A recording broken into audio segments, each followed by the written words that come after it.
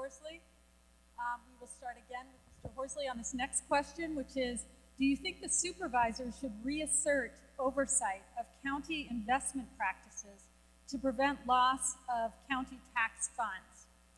And again, we'll have 2 minutes for this answer. Mr. Horsley. And I do a little follow. I'm sorry, my last.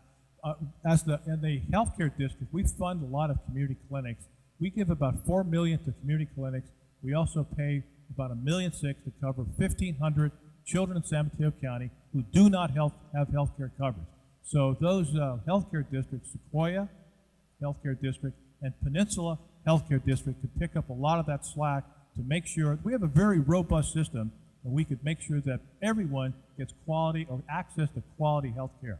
And I have some other things that we're doing with Sequoia Hospital as well for women with certain kinds of cancers. I'm sorry, I forgot the question already, but it had to do with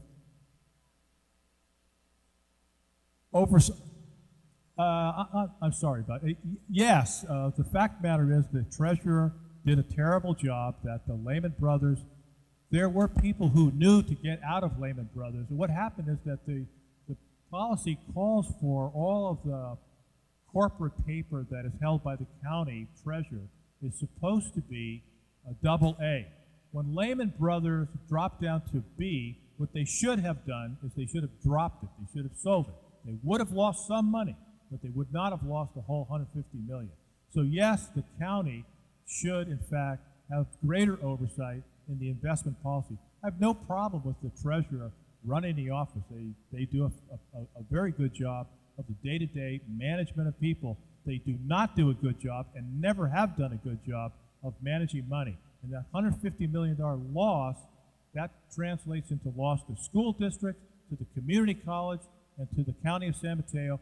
And you have to, when you think about $150 million loss, they're no longer getting interest on that, so the loss is actually compounded. So yes, I would in fact insist that the county take oversight of that investment pool to make sure that never happens again.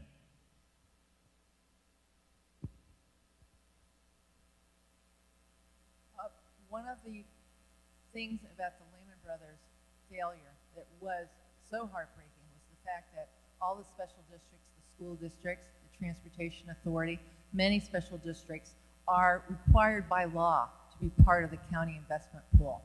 I know people who serve on special districts that were very nervous after Bear Stearns went out and had asked, can we get our money out of this? We don't feel good about this. And we're told no, they couldn't.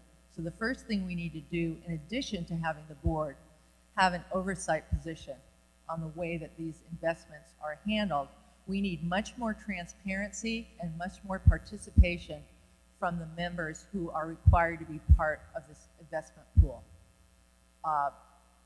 So many of the districts have specific needs. We saw that several school districts who had had bond measures passed lost some of that money, and actually locally here, one of the Redwood Shores schools had to cut back on the design of one of the schools because that was money that the voters gave in good faith, and then that money was gone.